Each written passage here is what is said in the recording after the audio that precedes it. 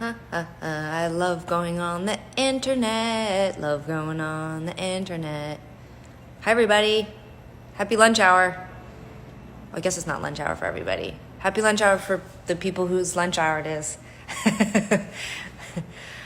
Okay, hold on. I'm going to find Adrian. It's my favorite part. Let's see here.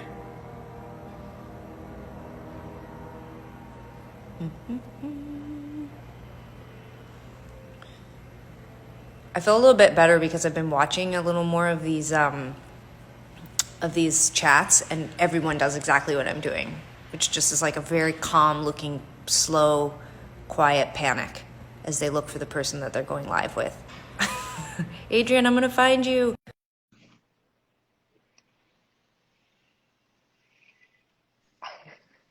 Hey. Hi, Tegan. Hi, Adrian. How are you? I'm all right. How are you today? I'm doing pretty good. I was just joking that it's lunch hour, but I guess just for me. And where you are, is that 2 hours ahead or from, like, are you Three. So, three? You're Eastern. yes, it's snack and coffee hour for me. TGIF. Ex-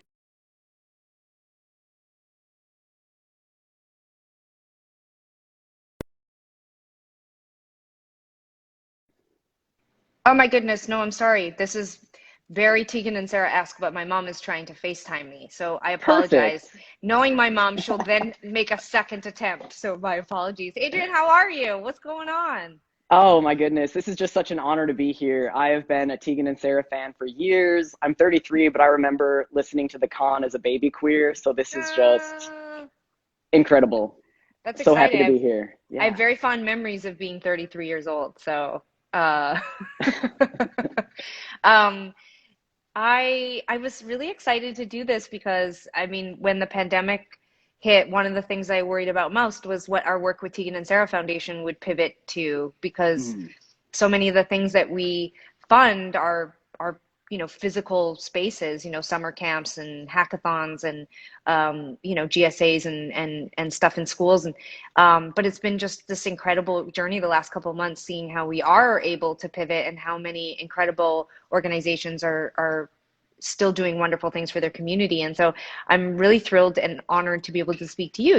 You're one of our grantees from this COVID-19 community grant initiative that we did, and it's just an honor to talk to you and to read about all the work that you're doing. And you're just really wonderful. And I want to say thank you for everything you do for the community. thank you so much. will you will you tell everyone a little bit about Queer Kentucky, just so that I don't do it? Absolutely. So Spencer, the founder of Queer Kentucky, sort of noticed a lack in representation for queer, non-binary, trans people, just a lack of a platform for our stories and voices here in Hmm. the state of Kentucky. Hmm. And so originally, the plan was just to create Queer Kentucky as a platform, a publication to raise visibility around our voices and stories. And since then, it has grown and expanded to also include education, which is a big part of my role within Queer Kentucky. That's really exciting. I love that. I know that you're also a poet. I'm Yes. wondering how much of your creative side kind of works its way into the work that you do with Queer Kentucky. A good amount. I do a lot of writing for Queer Kentucky. I write a column on my experiences as a trans queer man called Thinking Queerly on the website. And just the education aspect, I do a lot of writing and researching to prepare for the workshops, the inclusivity workshops that I do. So it's a great outlet for my creativity, for sure. That's amazing. Yeah. What, like, I give us a little overview. I mean, everywhere is so different. I know here in Vancouver, we've flattened the curve, and, Mm. people are starting to go out again. What's it like in Kentucky? What's it been like, generally, but also how do you think that the community, LGBTQ community is doing? What would be your sort of overview of what's been happening there? Sure. So I think that as a state, we have been doing pretty good on the whole. We have a pretty amazing governor. Governor Andy Bashir has really been a great leader throughout all of this and helping us, social distance and flatten the curve. And we were pretty much shut down for a couple of months, and we've just slowly been reopening at this point. Right. So going through it like every other place is, but I think that on the whole, the state has done a pretty good job. And, LGBTQ people, like anywhere else, are definitely feeling this. Depression, anxiety, substance abuse are issues that our community, is especially prone to. I'm Yeah. personally in the recovery community here in Louisville, and I've seen a lot of, people having a hard time throughout this, but we've also banded together and I think are going to come through strong. Did a lot of things move to the digital sphere? Like, did a lot of meetings move to like, is that sort of how everybody's been getting together? Yes, lots and lots of Zoom meetings. I've become more comfortable with that with time. It must be really, I don't know. It's for me, I spend so much time on like, FaceTime and Zoom and obviously with touring and traveling. So for me, it was like a really Yeah. natural, but it's been really funny and ridiculous to watch people who've never, and I'm not talking like people who shouldn't know, just young people who aren't used to it, all of a sudden having to like find a space in their apartment and Yes. it adds all this stress, but it also adds some comedy.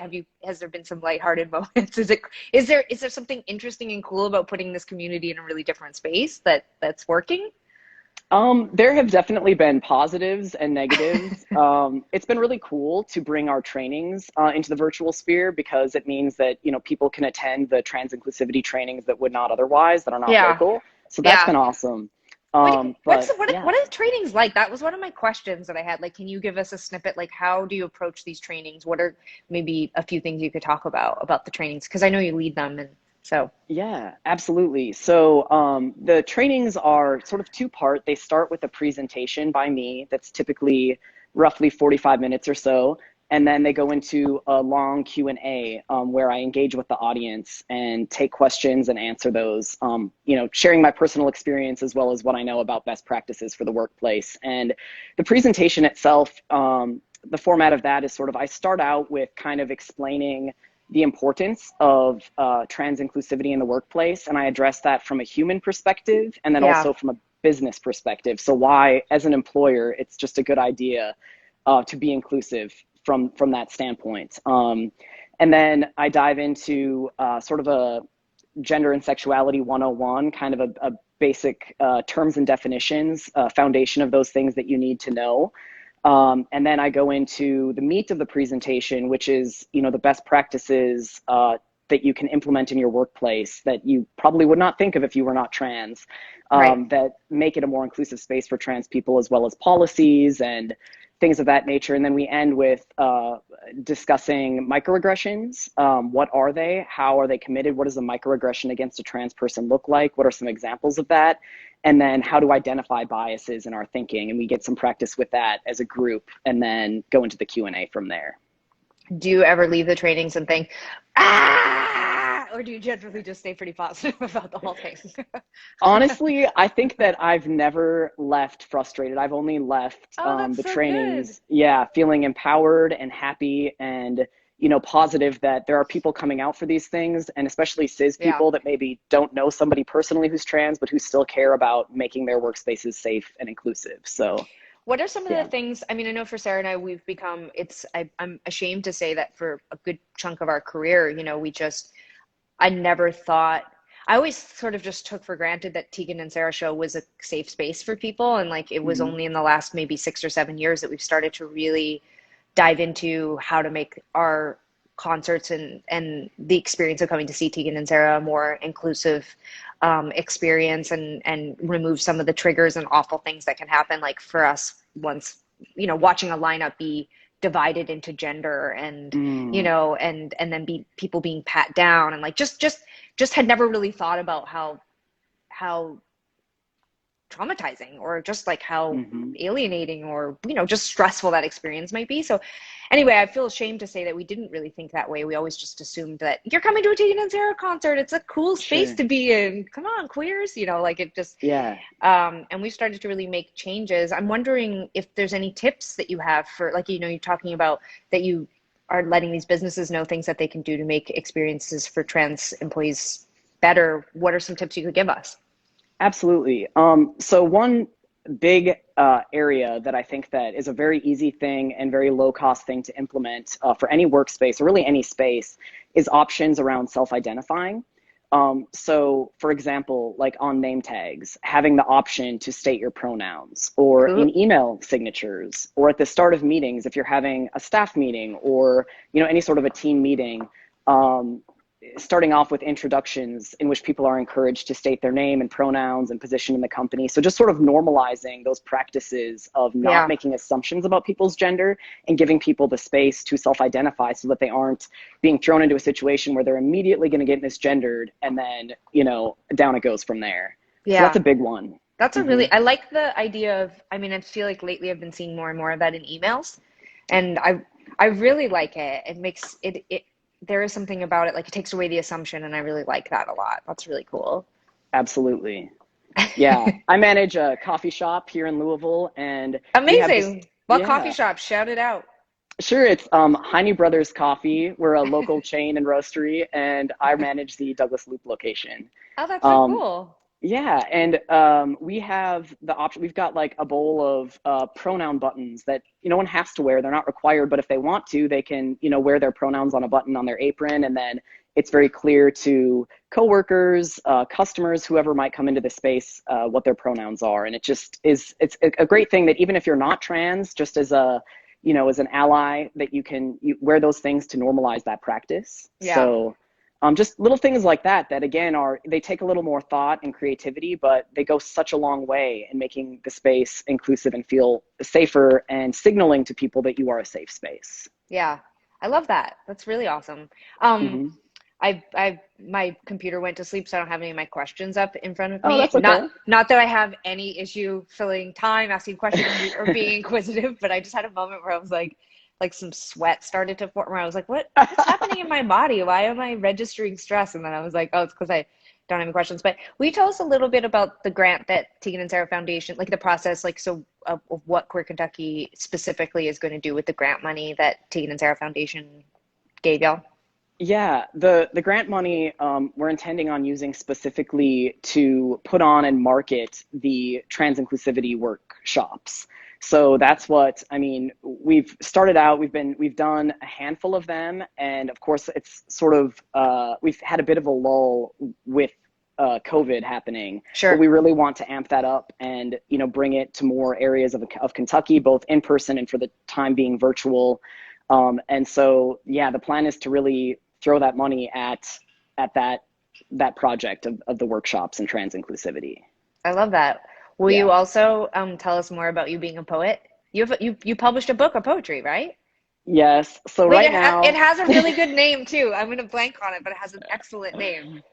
it's called Transitional Object. Ah, And love while it. I'm, signal boosting things, it was published by the operating system, a queer and trans run press out of Brooklyn. Ah, They're cool. really amazing, doing amazing social justice oriented work. But the book is actually right here. Oh, excellent. I'm Yeah, at show it off. sure. I'm at Nanny Goat Books in Louisville. It's a queer owned and run independent bookstore here. Awesome. So they carry my book. And so there it is. Whoa, Yeah. that's Thank you so much amazing. for asking about that. Of course, of course. One of the best parts of being involved with Tegan and Sarah Foundation has been meeting. We just get to meet There it goes. so many. Fuck the book. We get to meet so many cool and interesting people who work in, in this world, and their stories are so interesting. And I think I'm learning that many people who work in the social justice world and who work for LGBTQ organizations do a lot of other things on the side, is what I'm finding Yes. out. Oh, So, yes. how did you get to 100%. Kentucky? Because you're not from there, right? I'm not from here, no. I'm Where? originally from North Dakota, so if you hear my long vowels slipping out, that's my North Dakotan accent coming through. Um, and I moved to Kentucky, originally Lexington, for a grad program in philosophy. So that was sort of my background before I left academia and went back into the service industry where I currently work. But so I moved to Lexington, and then I followed my partner at the time to Louisville. And I've lived here for 3 years. So I've been in Kentucky for a total of 7 years. Wow. I like Yeah. Kentucky. We've had some fun in Kentucky. Yes. Yeah, it's a good It's place. it's better than people, who've never been here or lived here, maybe think. Yeah. Right. There's a lot of assumptions I think about, us being a conservative state and sort of in the Bible Belt that, oh, this would be a terrible place to live as a queer person, or the queer people who live there are probably desperate to leave. But as someone who's not from here, but who's lived here for several years, it's actually not the case at all. I mean, we have a thriving, rich, diverse, very open, very large queer community, and queer not just in the sense of like gay, of course, but we have a very large, open, visible trans population. We've got a huge leather scene, a very integrated lesbian community. Um, Wow. LGBT recovery is thriving here, and so yeah, it's quite an amazing place. It's one of the things that makes me so sad is that people don't, I think there's just this unfair assumption that if you go to a smaller place or go somewhere that's maybe seen as conservative or religious, that there is no LGBTQ community or it's awful to live there. And often those are where you find the most vibrant communities because you Yes. need each other, you pull together, you don't take for granted the people in your community. So 100%. I couldn't agree more. that's amazing. So Yeah. tell us a little bit more about what you've been doing during the pandemic. How have you been spending your time and like something fun and then something terrible? Like, I mean, Okay. like for me, I can't stop eating chips. That's my terrible. Hey, that sounds okay to me. Um, so I'm considered an essential worker at my day job at the coffee shop. Right. So we're a food and beverage establishment. So we're still open, only doing carry out. Did you get like the plexiglass or anything like that? Yeah, we've got the plexiglass in front of our register, and we're wearing masks all the time and Yeah. social distancing. And so, yeah, it's a very weird time, but I have an amazing staff. Like, they are so wonderful and have been so strong and brave and helped each other through this. So we've actually had a lot of fun bonding throughout this, and that's probably one of the highlights for me.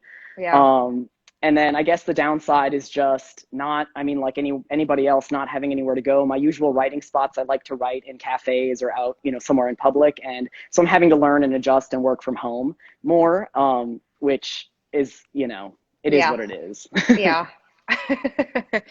Do you do you feel, not to bring it down, I mean, I'd like to keep positive, but No, like, do you feel anxious about what comes next? Like, obviously everyone's opening back up again and, things feel like they're improving in some ways, but, there's no doubt that this is probably going to be an on and off thing for a while. And, do you worry about the community? Like, are there things you're concerned about? Or are there places that you think that we're like, or things that, you're worried we might lose sight of in your community there in Kentucky? absolutely. Yeah. I mean, of course, I worry about the general safety and health of everybody and all of the new cases and deaths. I don't want to see those spike, of course. I also worry about the economy, not that that's more important than the other things, but they are Sure. kind of in tandem. And I worry about the recovery community. I worry about us getting back into physical spaces for meetings because that's so Yeah. important. And, I just worry about all the people in my life. I want them all to be safe and happy and healthy. So I'm just trying to take it one day at a time and use the, healthy coping mechanisms that I've learned in my old age to get through it. But Are yeah, there really, like, you mentioned that the community is really strong. Are there a lot of resources at this point for the LGBTQ community? Any you want to shout out for people who might be watching from your area? absolutely. Yeah. Louisville Trans Men is an amazing social support group for the trans masculine community in the area. Kentuckiana Transgender Social Support Group. And these all have like websites and social media, private chat groups that you can go on anytime and find someone to talk to or communicate with, get resources, ask questions. Trans Women National, Louisville Youth Group is a great support for young people who are queer, LGBT identifying, and that need support. Um, Yeah, so those are just a few that come to mind right That's now. awesome. That's really Yeah, great. Thank you. I can see people sure. on the screen giving lots of thumbs up, so that's good. Is there anything that you've been watching? And we get this question all the time, so this is why I'm asking because I open my inbox every morning and it's like, these people would like a list of your, what you're listening to during, COVID. Is there anything that's really inspired you, music wise or television wise? Anything, especially in the sort of LGBTQ world, like anything like that? I'm a little You're like, I ashamed to hate music. You're like, after Tegan and Sarah and the Con, I was just like, that's it for me.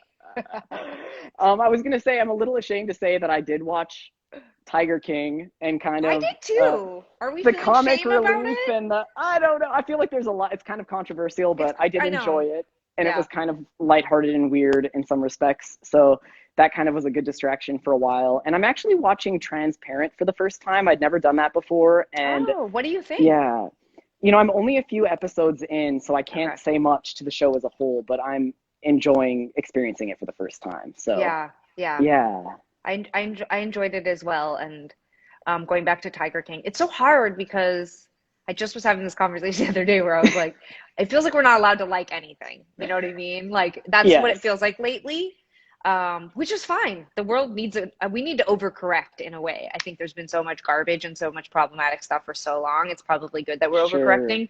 But sometimes I'm absolutely terrified. Like even a couple years ago, if someone was like, send us the music that you're listening to, I would just send a playlist and not think twice about it. And now I'm like, I make a list of the music I'm listening to, but then I Google all the artists to make sure they haven't said anything horrible or, because it's It's like, true. I don't know anything about a lot of the music. For me, music is just music, right? So I don't, Hmm. anyway, it's super scary sometimes because I'm like, I'm Oh, I not sure if know. we're allowed to like things. Yes, I totally understand that. And like I agree with you. I think that on the whole it's for the best, that overcorrecting, but yeah, it's delicate. Yeah. But I wonder too, sometimes, like, is it just us that's thinking of, like, there's a segment of the population that thinks about it a lot, and then sometimes I find myself thinking, like, I bet my dad's not at home thinking, Hmm. is the weekend problematic, or can I listen to his new record? Like, If he is thinking that, I would love to meet your dad. my dad's pretty Cool. progressive. He's pretty progressive. He might actually. He might be thinking that. He might be watching. Hi, Dad. I didn't mean to make you seem like you're. How did you get in? Like, is it your experience? Like, is it your experience that you? How do I'm trying to like word this like, but like, is it your experience that you find LGBTQ content like television or books or whatever that you feel pigeonholed by it, like and reject it? Because I'm going through a phase like that Mm, where I mm. cycle through this where sometimes where something that seems like it's aimed at me comes out and then I'm just like immediately like, I don't resonate with this makes no sense to me, stop boxing us in. Like, do you ever feel that, especially because there is so much more trans content coming out and trans representation on television? Do you have that experience? Sure. I mean, I think that, I mean, you've probably heard it said that trans is like the new gay, where 10 or 20 years ago, we were working to incorporate gay narratives that were multifaceted and complex and dynamic, and Yeah, represent those things on television and in film and poetry and wherever else. Um, and that's kind of what's happening now with trans narratives. Like we're seeing more visibility, but it starts out as a very like two-dimensional type of visibility where, you've got the trans man who was trapped in the wrong body since he was two and saying, I'm a man, like I play sports, grunt, and that's just not, that's an oversimplification. That textbook sort of narrative is not everyone's narrative, and it's some sure. people's, but everyone's got a different story. And so I think I'm excited to see in coming years in, literature and television and even music, like what we see as far as like a fleshing out of trans identity and experience to where we can see that it's multifaceted and not two-dimensional. Yeah. So that's something that I try to do in my, I mean, that's one of the reasons I wake up every day is to write, to make art, to write poetry that does that. And a lot of the people in my life who I'm very close to are kind of doing the same thing. And so it's exciting to be doing that Yeah. for sure. It's so cool. All of this is really inspiring. I mean, I know that it's work too, but a lot of how you're describing the work that you do it's really inspirational. It's really, I mean, I guess there's part of me that I like really like held on to the word educator when I was reading your bio, and this idea that I've a lot of my close friends are teachers, and there's a gift about having knowledge and being able to share it with people and to be able to help people. I think I'm assuming, I'm projecting, but I think a lot of people want to understand, want to be better, want to change, want to grow, want to make the person in their life that might be different and that they don't understand, they make them feel better. And the idea that you're coming to a training or you're going to, some of these resources or these places to get knowledge, and you have this opportunity to give them this knowledge, it must be really wonderful. I imagine it's really rewarding. It is. It's really rewarding, and in some ways, it's really kind of healing for me too, because as I discuss in my blog and in other places where I've written about this, and also in the workshops, I did experience harassment and like a very hostile, non-inclusive workplace early in my transition. And so, kind of healing from that, and now being able to sort of try to give back or try to remedy that situation for others and even myself going forward. It's a healing and empowering experience for me too. So it's not totally selfless. There's also like that selfish component. No, you're an angel. No, you're an angel. That's really cool. How can people get involved with QueerKentucky? Do you have volunteers? I mean, a lot of people are writing on the screen about getting involved. What are things people can do? Absolutely. So, I mean, we are currently and sort of always looking for new content for the website. So we're looking for writers. We would love to hear from people that are interested in doing something like that. Also, there's on our website, www.queerkentucky.com, there's a want to be featured tab where anybody who's like in the area or the region that wants to tell their story and have a platform to give their perspective at whatever intersection they are in race, class, sexuality, and gender, share their experience, they can submit that there.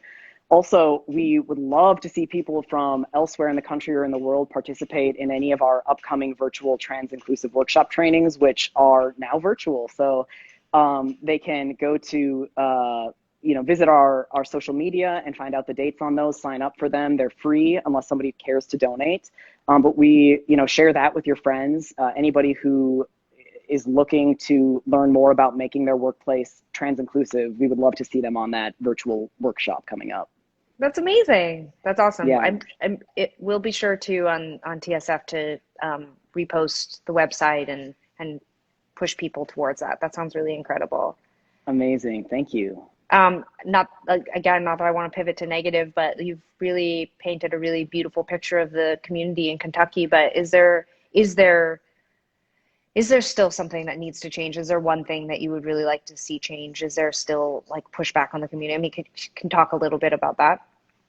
Sure. I mean, I think that always we can grow more critical and more inclusive and more self-aware as a community. Yeah. And I think even within the community, there are still those factions between the gays and the lesbians, the GL and the B, and the GLB and the T for trans, and so I think the more we can just expose ourselves to and learn and self-educate, the better off we'll be, banded together as a whole as a community. So the more intersectional we can think, and whether that's by reading other people's narratives or attending an event or coming to a workshop or whatever it may be, but it really starts with the individual and educating yourself, and then being an ally to other marginalized folks and standing up for them in situations where you could just be silent is really what I would like to see. Yeah. Amazing. Well, I feel like you're contributing so much and really helping that along. I want to ask you one more question before we sign off. I want to know, what are some of the first things you're planning on doing now that states are reopening up? Or like, you look like you basically just had a haircut, but like maybe you haven't. Maybe this is a grow out. But are there some things you're looking forward to doing? Are there things that you've just been dying to get back into? It's funny that you would mention my hair, because I gave myself a quarantine haircut. I think it looks really good. Oh, really? Thank you so much. Well, my boyfriend went to salon school and was kind of disappointed in me for not letting him cut my hair. Wait, why didn't you So let him cut your hair? I don't understand. it was one of those impulsive decisions at 10:30 at night when I had nothing better to do, and I just said I'm going for it. So for Wow. better or worse. But thank you. I'm glad you don't think it looks too terrible. But yeah, that's probably something I might do, is go get a haircut or get my beard trimmed up from a barber or something like that. Yeah. Sounds pretty good. Yeah. Or just go to another local coffee shop and do some writing in public like I like to do. Yeah. So I know it's yeah. so funny the things we take for granted, like going to a coffee shop and writing, or or this week in Vancouver, museums opened back up again. And I was like, just had this like wild urge to go wander around. Even if I have to wear a mask, like I'm happy to do that, but Yes. to see art, but also see other people, like, Yes. in the wild. It'll be very exciting. So, Absolutely. well, Adrian, this was like honestly a delight. I really appreciate you spending a half hour with us, and we at Tegan and Sarah Foundation are just so impressed by the work you're doing, and are big supporters of Queer Kentucky. I hope everyone watching will go to the website. If you have a few extra bucks to donate, that would be awesome too. And click on the tab and share your story. That's pretty brilliant. And yeah, I hope we can talk again. And thank you so much for doing this and for your work. Thank you so much, Tegan. We so Yeah, appreciate you. awesome. Okay, bye All right. everyone. Have a great Okay, day. okay, you too, Adrian. Bye.